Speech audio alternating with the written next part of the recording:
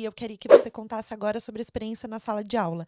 Como é que é? Porque, assim, se a gente falou dessa diferença da alfabetização, como que é na sala de aula as atividades, né? Eu sei que tem o ritmo e a rotina, né? Que a rotina não é só cronometrada, tem um ritmo das atividades. Mas como é que é? Conta pra gente, a professora. Eu sei que a professora canta, fala Sim. os versos. Por que que tem isso, né? Puxa, por onde começar agora, né? Bom, eu acho que é importante saber que o ritmo faz parte mesmo do dia a dia da criança. A gente olha para o ano, um ritmo anual, a gente tem o ritmo mensal, a gente tem o ritmo semanal e o ritmo do dia, né? Como que a criança está de manhã e como que ela está à noite.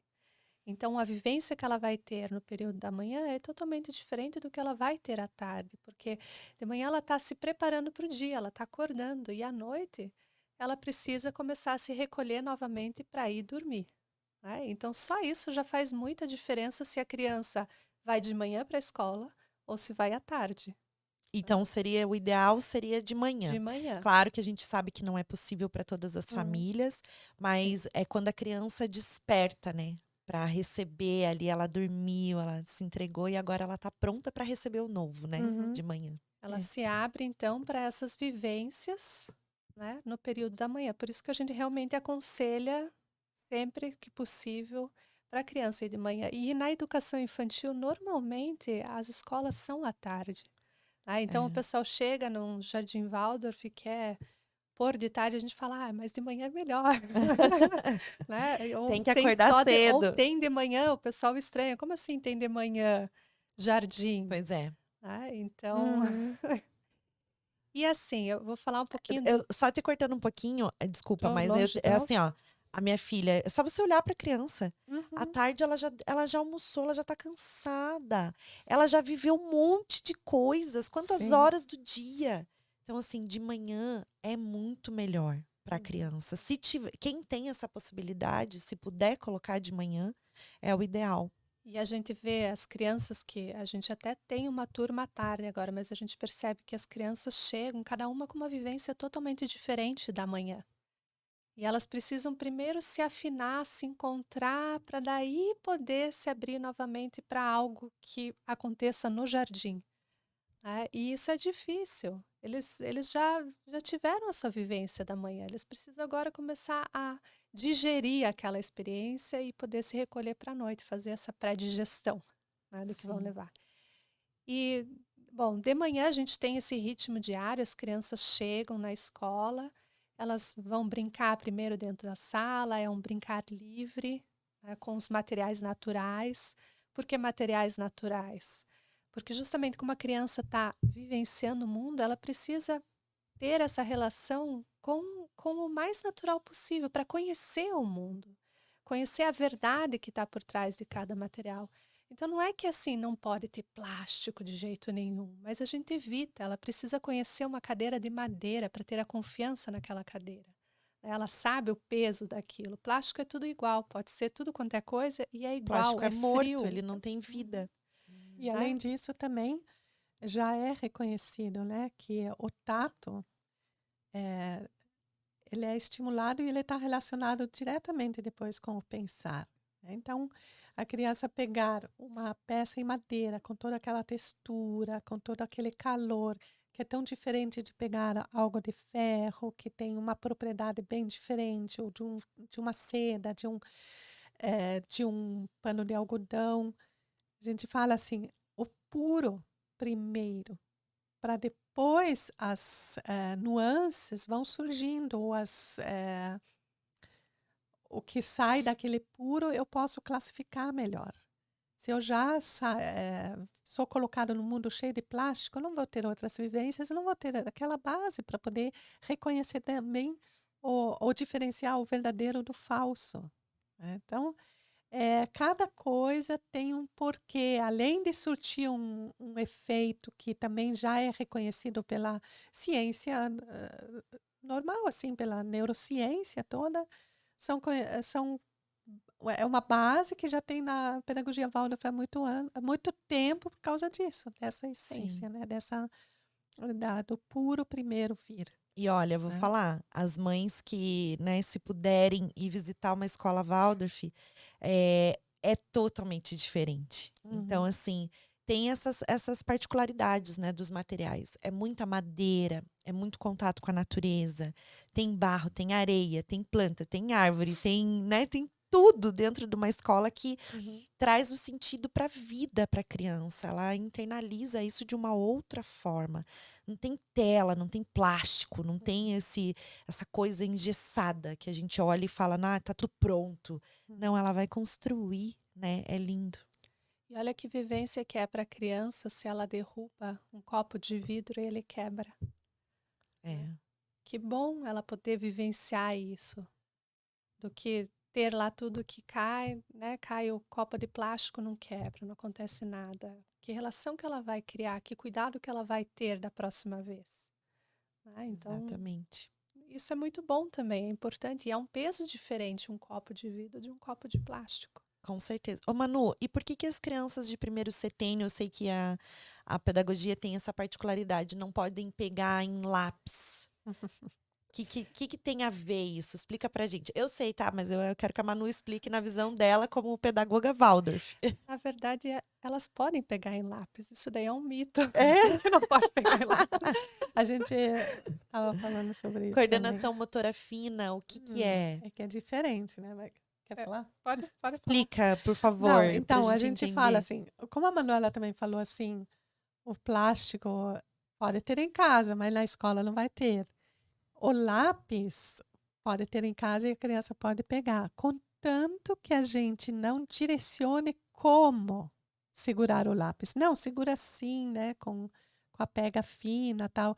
Aí sim a gente está trazendo demais já para motricidade fina antes do tempo. Ela tem que surgir.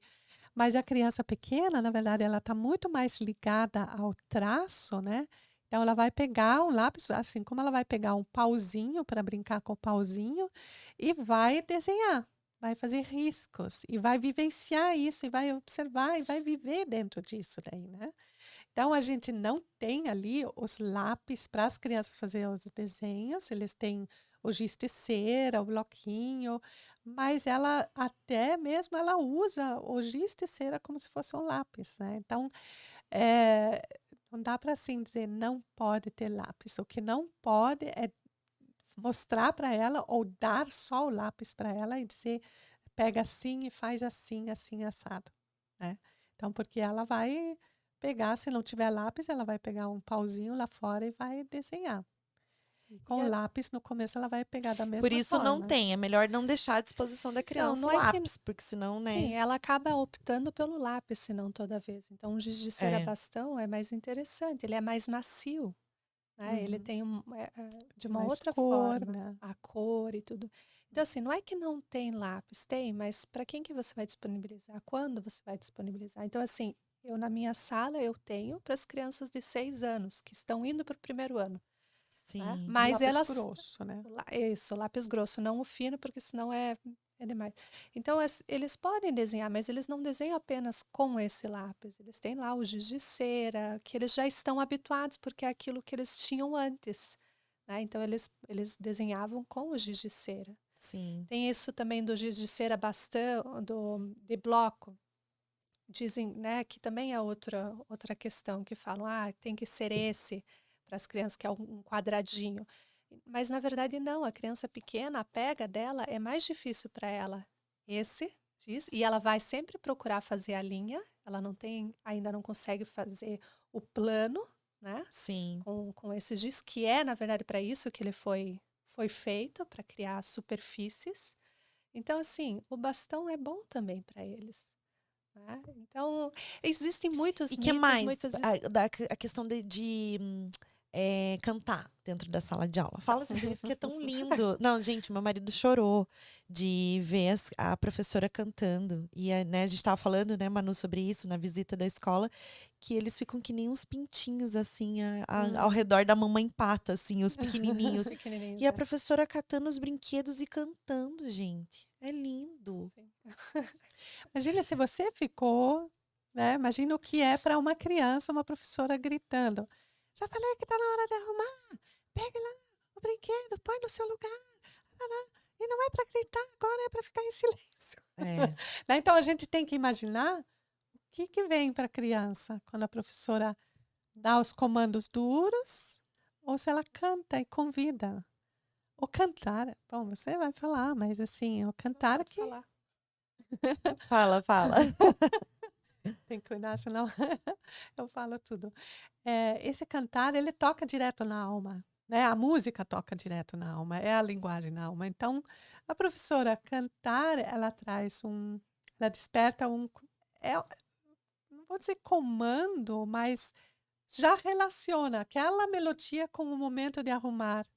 Então, ela não precisa falar. Crianças, está na hora de arrumar, mesmo que ela diga de forma suave. Se ela começa a cantar, as crianças já relacionam com a ação e vão lá e recolhem. E eles têm muita alegria em fazer isso. Então, a gente usa muito o canto por isso, para sinalizar um momento específico de uma atividade, né?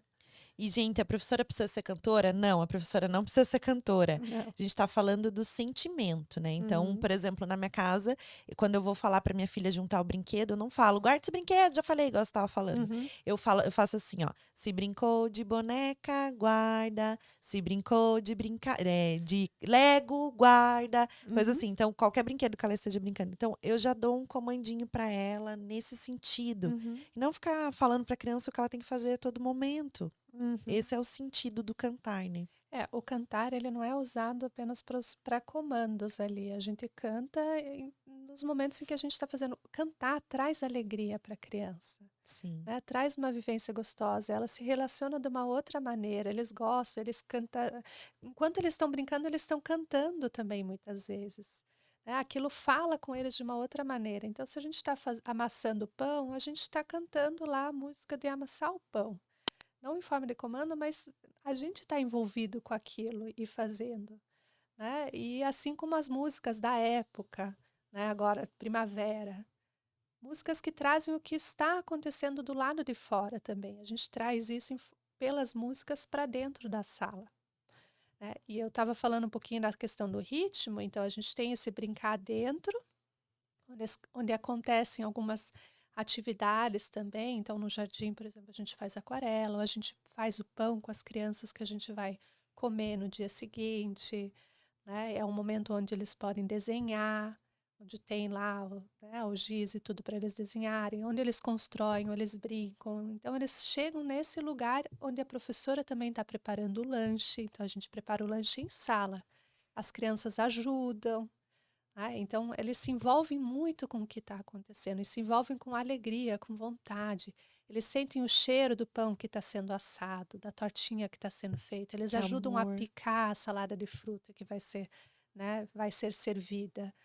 Então, eles participam realmente, eles veem da onde que vem o alimento que eles estão comendo. Eles trazem fruta que vem de casa para compartilhar com os colegas, né? Então, cria uma outra relação com isso. Aí a gente canta para começar a arrumar, né? E a gente não canta apenas, não é um comentário, a gente faz, a gente arruma junto, a gente começa a arrumar e começa a cantar baixinho. E vai colocando os brinquedos no lugar. E esse movimento vai acontecendo na sala também. Eles vão se envolvendo, vão guardando. E aí a gente tem lá os carregadores de móveis, né? Às vezes os padeiros ou os ajudantes de cozinha falam, vamos deixar a cozinha pronta para cozinhar da próxima vez. Em forma de imagem, eles vão arrumando o ambiente. Vão guardar os carrinhos nas garagens, né? Levar os animais de volta para suas casas. É diferente do que, põe lá na prateleira, Sim. faz não sei o quê. Né? É de uma outra forma.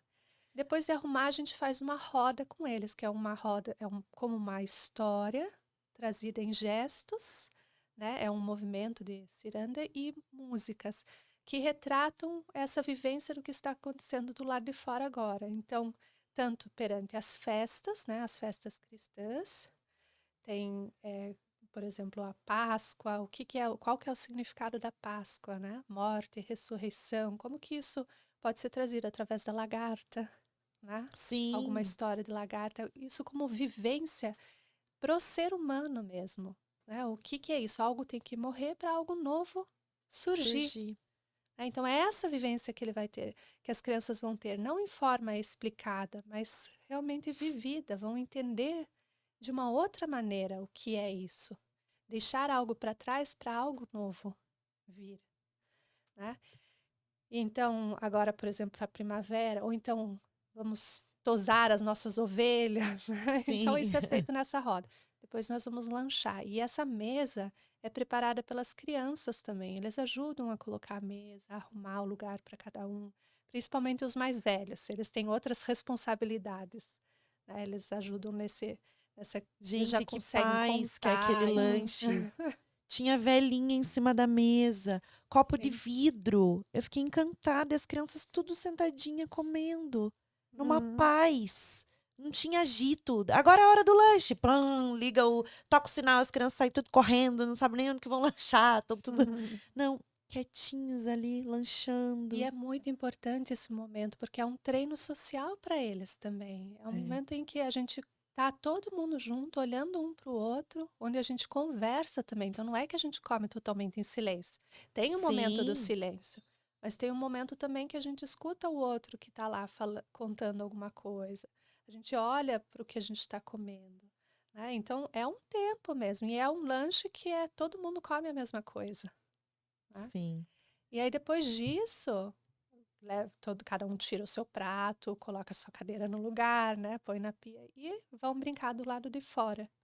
E aí é uma outra vivência de brincar, né? É um outro espaço. Eles sobem em árvore, a gente brinca quando tá chovendo, vamos para chuva, né? Eles colocam roupa adequada para isso, vão brincar Sim. em poça, descobrir o mundo que tá lá fora mesmo.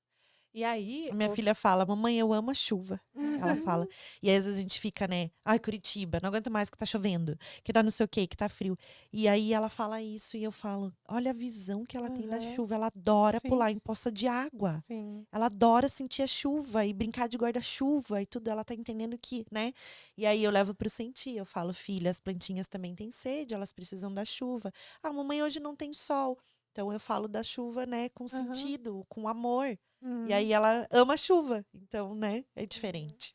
uhum. Eles fazem rios, né? É, Cavam na terra, na areia para ver esse rio correr da chuva, vão coisa mais direcionando, que linda. tudo eles não descobrem ali. E aí depois também a gente arruma o lado de fora, põe tudo no lugar, fecha os buracos que foram cavados e vamos daí para o encerramento, que é o momento onde a gente conta uma história para as crianças, né? Uma história também da época. E essa história, ela não é mudada todo dia. A gente conta ela durante uma época inteira. Tem histórias que a gente conta apenas por uma semana e tem outras que são 4 semanas a mesma história é contada. E a E por criança quê? realmente se apropria daquela Porque ela imagem. tem que fazer uma imagem na cabecinha dela.